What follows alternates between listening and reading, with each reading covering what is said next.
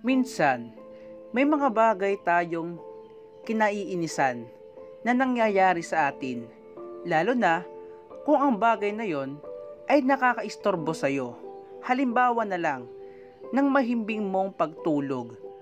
At sa kalagitnaan ng mahimbing mong pagtulog, ay bigla ka na lang naiihi. O diba, nakakaasar. Kasi nakakatamad ng tumayo, ngunit hindi mo naman to kayang tiisin dahil masakit sa pantog. Ngunit tulad nga ng sinabi ko kanina, ay may mga bagay tayong kinaiinisan tulad ng nabanggit ko. Pero papaano kaya kung yung bagay na kinaiinisan mo ay ang makapagliligtas pala sa'yo sa kapahamakan? At yan ang tatalakayin natin ngayon.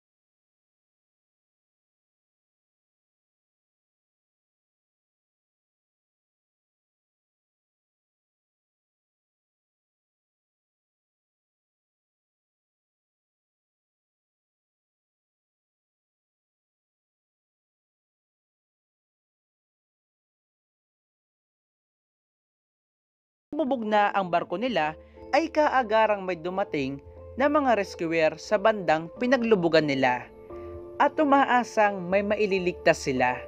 Dumating nga ang mga diver para sumisid sa dagat at may mga dumating din na mga helicopter upang makita mula sa taas kung may naaanod ba. Noong nakita na nila ang barko ay naghulog sila ng anchor kung saan ay palatandaan ito na may rescuer ng papunta upang iligtas ang mga taong nasa loob ng barko. At narinig ni Harrison O'Kenny ang pagtama ng anchor sa kanilang barko.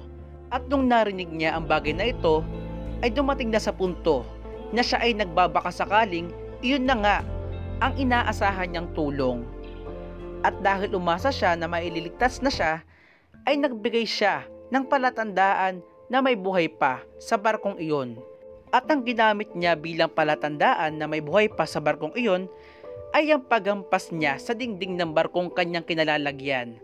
Ngunit hindi siya narinig ng mga diver dahil hindi sila handa sa deep diving. At ang akala ng mga diver ay wala nang nakasurvive dahil hindi naman sila pumunta sa pinakailaliman ng dagat dahil umikot-ikot lang sila sa mababaw na parte.